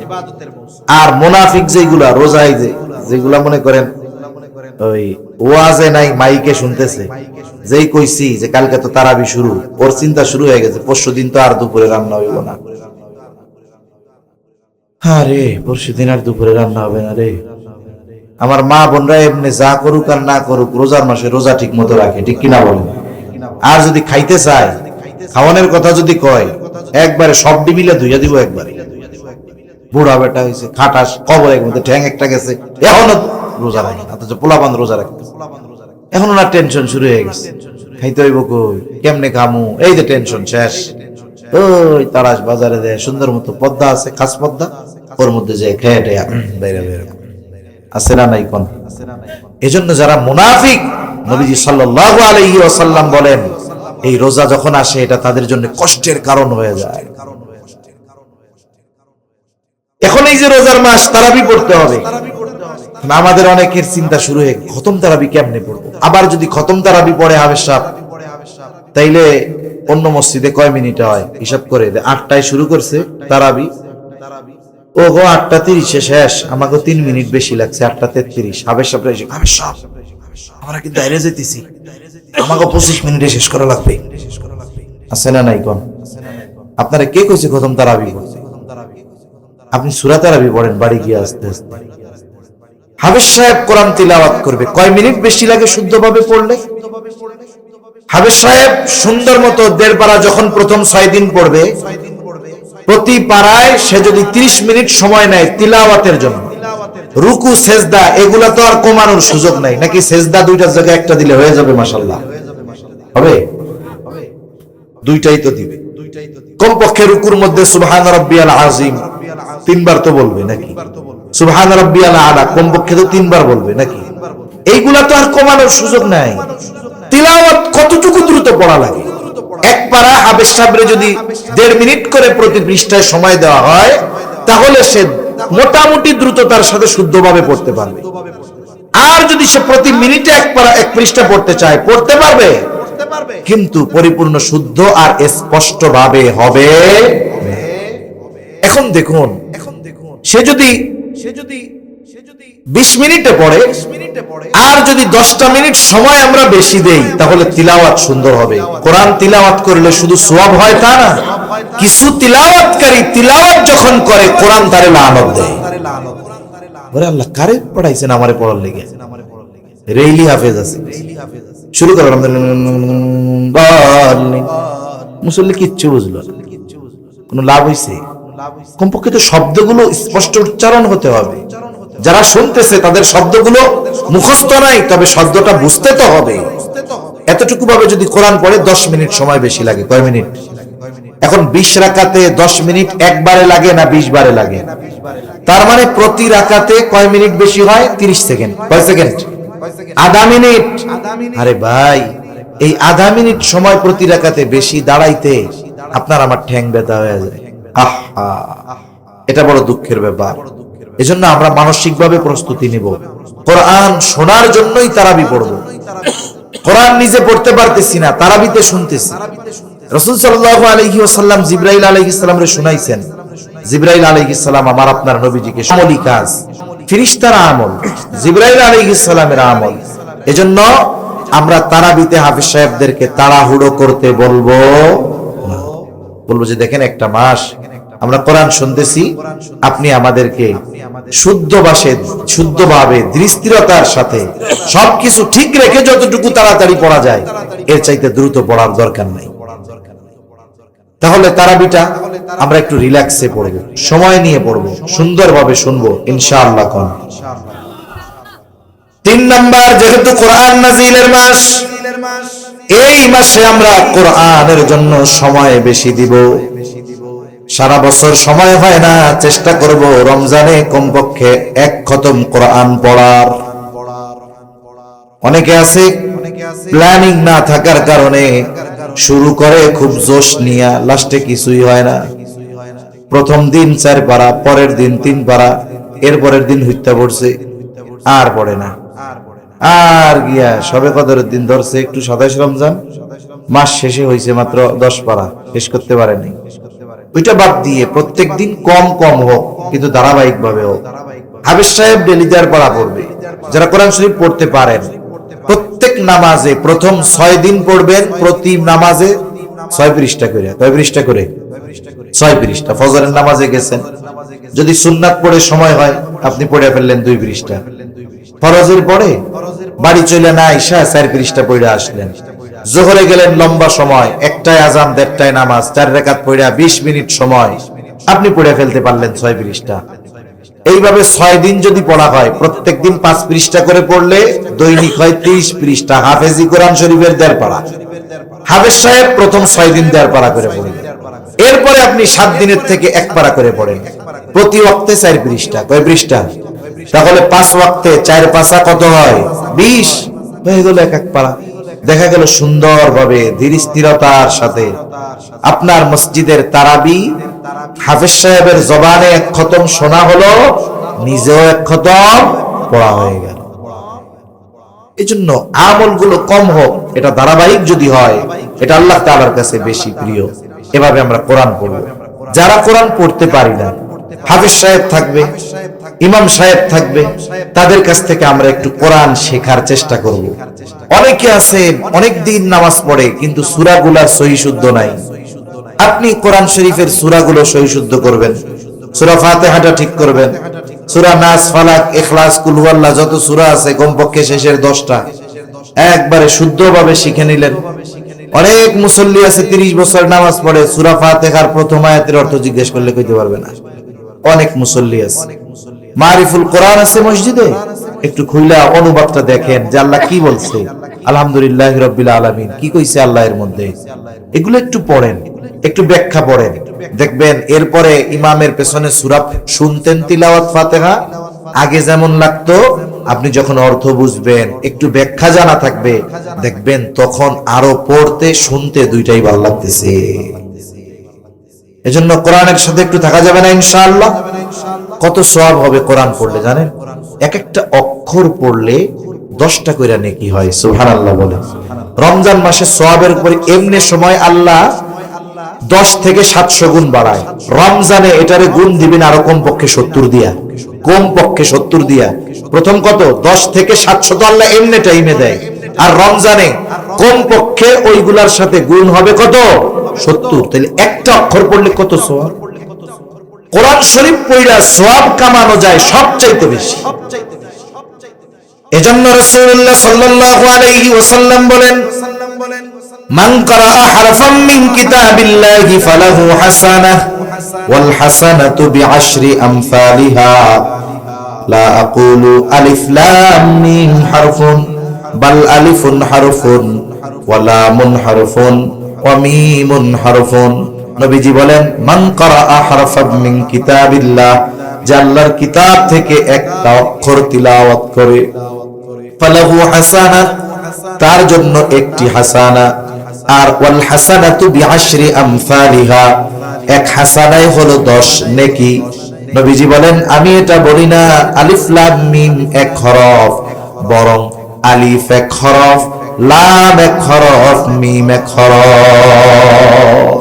তাহলে আলিফ লাম মিম যে পড়লো, 3 অক্ষর পড়লো, কোন পক্ষে আল্লাহ সুবহানাহু ওয়া তাআলা তাকে 10টা কইরা নেকি দিবে। কমপক্ষে যদি এমনি সময় 10 হয়, রোজার মাসে গুণ দেন 10 গুণ 70, 70 10 কত কত হয়? 700। রোজার মাসে শুধু আলিফ পড়লে কমপক্ষে কত সওয়াব? 700। এরপরে তো আরো বাড়তে পারে, এরপরে বাড়তে পারে, এটা হলো নিম্ন সওয়াব। আবার কোন কোন মুফাসসির বলেন আলিফ যে পড়বে, পড়লো আলিফ, কিন্তু আলিফ লিখলেও তো 3টা হরফ লাগছে, আলিফ লাম ফা। আপনারা আমি যদি বলি আলিফ লেখেন বানান কইরা, তাহলে আপনি এরকম লিখবেন না, তো আলিফ লাম ফা লিখবেন, তাই না? আলিফ এর মধ্যে তো 3টা হরফ আছে। এখন এইভাবে যদি ভাঙানো হয়, দেখা যায় একটা অক্ষর পড়লে হাজার হাজার নেকি হয়ে যায়। সুবহান। এখন কইতে পারেন হুজুর আমি তো পড়তে পারি না, জিহ্বায় বাধে, কষ্ট হয়, তোতলাই আসলে এরকম কষ্ট হয়। আয়েশা সিদ্দিকা রাদিয়াল্লাহু তাআলা আনহা বলেন আল মাহিরু বিল কুরআন মাআল কিরামিল বারারাতিস সাফারা। আয়েশা সিদ্দিকা রাদিয়াল্লাহু তাআলা আনহা বলেন সম্মানিত ফেরেশতাদের সাথে থাকবে যারা কোরআন তিলাওয়াতে মাহের, আর যারা মাহের না, দক্ষ না, তিলাওয়াত করতে গেলে জবানে বাঁধে, জবানের মধ্যে বাঁধে, কষ্ট হয়। নবীজি জানায়া দেন তার জন্য হলো 2টা পুরস্কার। বলে একটা হলো এই যে পড়তেছে সম্মানের পুরস্কার, আর একটা হলো তার পড়তে গিয়ে কষ্ট হচ্ছে, এই কষ্টের পুরস্কার। তাহলে হিসাবে যে দক্ষ তার চাইতে যার পড়তে কষ্ট হয় এর প্রতিদান আরো বেশি। এজন্য রোজার মাস আমরা কোরআনের সাথে কাটানোর চেষ্টা করব তো ইনশাআল্লাহ। তাহলে 1 নাম্বার আমল রোজা রাখবো, 2 নাম্বার তারাবির নামাজ পড়বো, সাথে সাথে চেষ্টা করব যে সাহারির সময় যখন উঠি একটু আগে উঠে 2-4-6 রাকাত তাহাজ্জুদ পড়ে আল্লাহর কাছে একটু রোনাজারি করার, আল্লাহর কাছে চাওয়ার, এবং কোরআনের সাথে আমরা এই মাসে বেশি বেশি সম্পৃক্ত হব। কোরআন শিখবো, পড়বো, শুনবো, অন্যকে শোনাবো, বলেন ইনশাআল্লাহ। এরপরে এই মাসে দ্বীনি কাজে বেশি সহযোগিতা করব। রাসূল সাল্লাল্লাহু আলাইহি ওয়াসাল্লাম ছিলেন আজওয়াদান নাস, সবচাইতে বড় দানশীল। রোজার মাস আসলে ওনার দানশীলতার পরিমাণ আরো বেড়ে যেত। একেবারে বাতাসের ন্যায় তিনি দুহাত প্রসার করে দান করতেন, মানুষদেরকে দিতেন। নবীকে আমরা গরিব বলি, অনেকে বলে গরিব নবী, না, নবীজি গরিব ছিলেন না, গরিবী হালতকে নবীজি গ্রহণ করেছে। নবীজির কাছে অনেক সম্পদ আসতো নবীজির জন্য, নবীজি এগুলো মানুষকে দিয়ে দিতেন। একবার বাহরাইন থেকে নবীজি নামাজ পড়তেছেন মসজিদে, একেবারে বোঝাই বোঝাই নবীজির জন্য হাদিয়া আসছে, চাউল, আটা, গম, এইগুলা না, যা আসছে স্বর্ণ, স্তূপ হয়ে গেছে স্বর্ণ অলংকারের। নবীজি সাল্লাল্লাহু আলাইহি ওয়াসাল্লাম দুহাত ভরে ভরে এক একজনকে দিয়ে দিয়েছেন যে নাও, এটা তোমার বাড়ি অলিরে পড়াইও, এটা নাও, তুমি নিয়ে যাও, তোমার খরচ চালাইও। নবীজি গরিব ছিলেন না, নবীজির কাছে আসতো, নবীজি ধনী ছিলেন, কিন্তু তিনি দরিদ্রকে গ্রহণ করে নিয়েছেন। এজন্য নবীর কাছে যখনই আসতো নবীজি মানুষকে দিয়ে দিতেন। এরপরে আমরা মানুষকে ইফতার করাবো। ইফতার করানোর মধ্যে অনেক ফায়দা। 1 গ্লাস পানি দিয়ে হোক, একটা খেজুর দিয়ে হোক, এতে লাভ কি? আপনি কাউরে ইফতার করাইলেন, সে রোজাদার, তার রোজার সমপরিমাণ সওয়াব ইফতার করানোওয়ালা পেয়ে যাবে। এতে আবার যিনি রোজা রাখছেন তার কোনো সওয়াব কমে যাবে না। চিন্তা করে ওর বাড়ি ইফতার করে আমার সওয়াব যদি ব্যক্তি নিয়ে যায়, খাওয়ানোর দরকার নেই, অসুবিধা নেই। যে রোজা রাখবে তারটাও কমবে না, বরং ইফতার যিনি করাবেন তিনি ওই পরিমাণ সওয়াব পেয়ে যাবেন। এই বিষয়গুলো আমরা খেয়াল রাখবো তো ইনশাআল্লাহ। আমাদের ঘরের মানুষের জন্য কাজ হালকা করে দিব।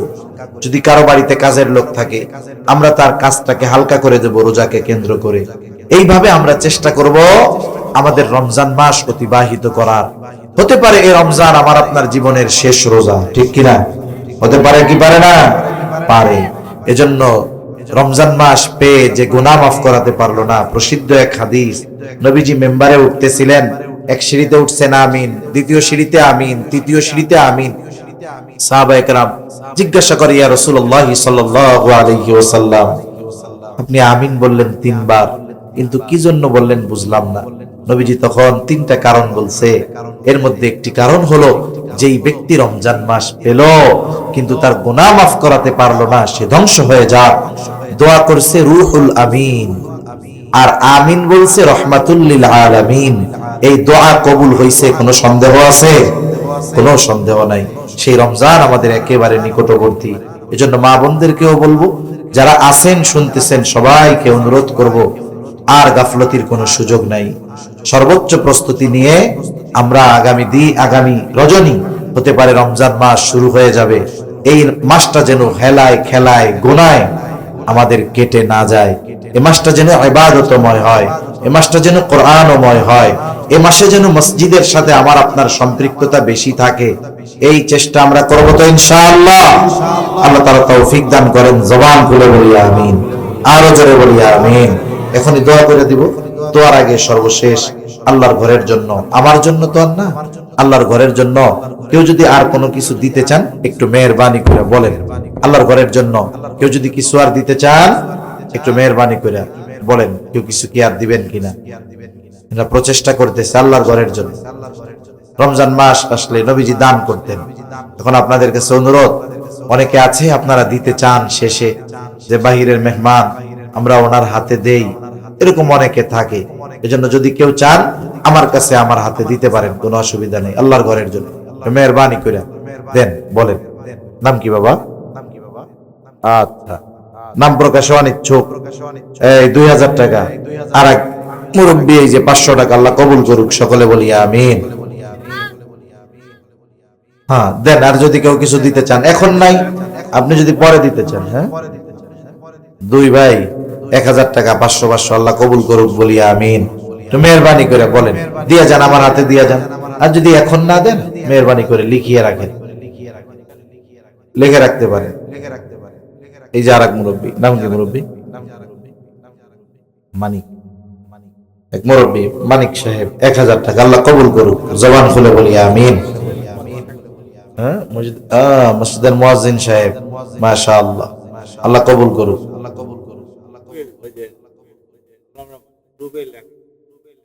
রুবেল 1000 টাকা। আল্লাহ কবুল করুক, বলি আমিন। এই যে ওনার এক ছোট বোন 500 টাকা। আল্লাহ কবুল করুক। আর নাম কি আপনার? মোহাম্মদ মুকুল হোসেন, 2000 টাকা। আল্লাহ কবুল করুক, সকলে বলি আমিন। তোমার নাম কি? তুমি দিছো? নাম কি কইলা? রিমান। আচ্ছা, রিমান দিছে 1580 টাকা। আল্লাহ কবুল করুক, বলি আমিন। নাম কি ভাইজান? জসমত ভাই, 2000 টাকা। আল্লাহ কবুল করুক, জোরে কন্যা আমিন। মুরব্বী নাম কি? নাম কি? আব্দুল করিম, নগদ 500 টাকা, 1 মণ দান। আল্লাহ কবুল করুক, বলি আমিন। এই যে এক যুবক ভাই মিজানুর রহমান, 1000 টাকা। আল্লাহ কবুল করুক, বলি আমিন। বলেন, আর কেউ আসেননি? কম। এখন যদি না থাকে আপনি ওই লেখায় রেখে দেন, পরে দিয়ে মেহরবানি করে বলেন আর কিছু ভাই। দোয়া হয়ে যাবে এখনই, দেরি হবে না আর ইনশাআল্লাহ। নাম কি মুরব্বী? আব্দুর রহিম সাহেব। আচ্ছা, মোট 1500 টাকা দিবে, 500 টাকা নগদ আর 1000 টাকা বাকি। আল্লাহ কবুল করুক, বলি আমিন। আচ্ছা, এক বোন তার স্বামী ইন্তেকাল করেছে, তার জন্য 500 টাকা। আল্লাহ কবুল করুক। আপনি নাম কি? আব্দুল মানিক। আব্দুল বারিক, 500 টাকা। আল্লাহ কবুল করুক। নাম কি? মোহাম্মদ দুলাল হোসেন, 1000 টাকা। আল্লাহ কবুল করুক, বলি আমিন। আল্লাহ জানমালে বরকত দান করুক, বলি আমিন। বলেন মেহরবানি করে বলেন। মা সাল্লাইতা আলা ইব্রাহিম ওয়া আলা আলি ইব্রাহিম ইন্নাকা হামিদুম মাজিদ। আল্লাহুম্মা বারিক আলা মুহাম্মাদিন ওয়া আলা আলি মুহাম্মাদ كما باركت على إبراهيم وعلى آل إبراهيم إنك حميد مجيد. الحمد لله رب العالمين والعاقبة للمتقين والصلاة والسلام على خير خلقه محمد وعلى آله وأصحابه أجمعين. ربنا ظلمنا أنفسنا وإن لم تغفر لنا وترحمنا لنكونن من الخاسرين. ربنا آتنا في الدنيا حسنة وفي الآخرة حسنة وقنا عذاب النار. ربنا لا تزغ قلوبنا بعد إذ هديتنا وهب لنا من لدنك رحمة إنك أنت الوهاب. রব্বুল আলামিন সম্ভবত শাবানের একেবারে শেষ দিন, আয় আল্লাহ রমজান মাস সামনে নিয়ে কিছু দিনই আলোচনা করার পর গুনাহ মাখা হাত আমরা তুলে ধরেছি। আল্লাহ রব্বুল আলামিন যে যেখান থেকে হাত উঁচু করেছে আমাদের বিগত জীবনের সব ধরনের গুনাহগুলো মাফ করে দেন। আয় আল্লাহ আমাদের আত্মীয় স্বজন যে যেখানে আছে মাফ করে দেন। যারা দুনিয়া ছেড়ে চলে গেছে মাফ করে কবরগুলো জান্নাতের টুকরো আপনি বানায়া দেন। আয় আল্লাহ আশেপাশে যত কবরস্থান আছে, যত মুমিন মুমিনাত শহীদ আছে, আল্লাহ সকলের গুনাহগুলো মাফ করে কবর জান্নাতের টুকরো আপনি বানায়া দেন। আয় আল্লাহ যারা অসুস্থ আছে সুস্থতা দান করেন। আল্লাহ রব্বুল আলামিন তামাম দুনিয়ার মুসলমানদের জান মাল আপনি হেফাজত করেন। আয় আল্লাহ জালেমদেরকে হেদায়েত দেন। হেদায়েত যদি না থাকে তাদের ব্যাপারে চূড়ান্ত ফয়সালা নেন। আমাদের একে অপরের প্রতি হৃদ্রতা মুহাব্বত ভালোবাসা আপনি বাড়ায়া দেন। লোভ হিংসা অহংকার মুক্ত হৃদয় দান করেন। আল্লাহ খাস করে আজকের এই মাহফিল আপনি কবুল আর মঞ্জুর করে নেন। আয় আল্লাহ উলামায়ে কিরাম যত কিছু আলোচনা করেছে প্রয়োজনীয় কথাগুলো স্মরণ রেখে আমলের কথাগুলো আমল করবার তৌফিক দান করেন। রব্বুল আলামিন মাহফিলকে এলাকার হেদায়েতের জরিয়া বানায়া দেন। খাস করে যেই মসজিদের উদ্যোগে মাহফিল, আল্লাহ মসজিদখানা আপনি কবুল আর মঞ্জুর করে দেন। আয় আল্লাহ আপনার ঘরের মহব্বতে যারা দান করেছে সকলের সকল দানগুলো আপনি কবুল আর মঞ্জুর করে নেন। আয় আল্লাহ সকলের মনের নেক চাওয়া নেক আশা কবুল করে নেন। আল্লাহ মসজিদের যত প্রয়োজনীয়তা আছে গায়বী খাজানা থেকে আপনি পূরণ করে দেন। আয় আল্লাহ রমজান মাস আসতেছে, মালিক আমাদেরকে শাবানের বরকত দান করেন। আয় আল্লাহ রমজান পর্যন্ত পৌঁছায়া রমজানের হকগুলো আদায় করে রমজান মাস অতিবাহিত করার তৌফিক আল্লাহ আপনি দিয়ে দেন। অভাবীর অভাব দূর করে দেন। ঋণগ্রস্তের ঋণ পরিশোধের তৌফিক দেন। আল্লাহ হারাম হালাল বেঁচে চলার তৌফিক দেন। হালাল রুজি অন্বেষণের তৌফিক আল্লাহ আপনি দান করেন। বরকতময় প্রশস্ত রিজিক দান করেন। আল্লাহ যে যে পেশায় নিয়োজিত বরকত দিয়ে দেন। আয় আল্লাহ আমাদেরকে রিজিক সংকীর্ণতা দিয়ে পরীক্ষা নিয়েন না। যারা বেকার আছে হালাল কর্মসংস্থানের ব্যবস্থা আপনি করে দেন। রব্বুল আলামিন আমরা যারা হাত উঁচু করেছি হয়তো আমাদের মধ্যে কারো মা নাই, কারো বাবা নাই, অনেকে হয়তো নিজের হাতে মুহাব্বতের মা বাবাকে কবরে শোয়া রাখছে। আল্লাহ গুনার কারণে যদি কারো মা বাবার কবরে আযাব হয়, আমাদের মধ্যে যাকে পছন্দ, যারা আমল পছন্দ, তারা আমলের ওসিলায় ওই মা বাবার কবরের আযাব আল্লাহ আপনি মাফ করে দেন। কবরগুলো জান্নাতের টুকরো বানায় দেন। কিয়ামতের দিন হিসাব সহজ করে জান্নাতের ব্যবস্থা আপনি করে দিন। যাদের মা বাবা বেঁচে আছে সুস্থ দীর্ঘ অনেক হায়াত আল্লাহ আপনি দান করেন। রব্বুল আলামিন খাস করে এই এলাকাবাসীকে আপনি কবুল আর মঞ্জুর করেন। হায় আল্লাহ আসমানি জমিনি সকল প্রকার বালা মুসিবত থেকে হেফাজত করেন আল্লাহ। তারা পরিশ্রমী মানুষ, রব্বুল আলামিন তাদের আপনি কবুল মঞ্জুর করে নেন।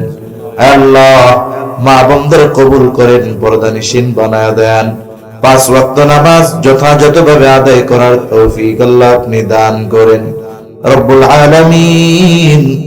বেনামাজিদের নামাজি বানায়া দেন, সুন্নাত বিহীন মানুষগুলোকে আপনি সুন্নাতওয়ালা বানায়া দেন রব্বুল আলামিন। সকল প্রকার পাপাচার অনাচার থেকে বেঁচে থাকার তৌফিক দেন। আমাদের স্ত্রী সন্তান আমাদের জন্য চক্ষু শীতলকারী হিসেবে কবুল করে নেন। আল্লাহ সকলকে অর্থনৈতিক সচ্ছলতা, মানসিক প্রশান্তি, পারিবারিক শান্তি দান করেন রব্বুল আলামিন। এলাকার মধ্যে মিলে মিশে থাকার তৌফিক আল্লাহ আপনি দিয়ে দেন রব্বুল আলামিন। আমাদের সকলকে বারবার মক্কা মদিনা জিয়ারতের তৌফিক দান করেন। যারা এখন পর্যন্ত যেতে পারে নাই, জীবনে একবার হলেও তাদের যাওয়ার তৌফিক আল্লাহ আপনি দান করেন রব্বুল আলামিন। কার মনে কি চাওয়া জানি না, সকলের মনের নেক চাওয়া নেক আশা কবুল করে নেন আল্লাহ। আয় আল্লাহ, পরকালের ডাক কখন চলে আসে বলা যায় না। মালাকুল মউত যখন চলে আসবে, আপনি আমাদের সকলের জবানে তাওহীদের কালিমা নসিব করে দিয়ে। আল্লাহুম্মা ইন্না নাউযু বিকা মিনাল হাম্মি ওয়াল হাযান ওয়াল আজজি ওয়াল কাসাল ওয়াল জুবনি ওয়াল বুখল ওয়া গলা'id দাইন ওয়া গলাবাতির রিজাল। رب اجعلني مقيم الصلاة ومن ذريتي ربنا وتقبل دعاء ربنا اغفر لي ولوالدي وللمؤمنين يوم يقوم الحساب ربنا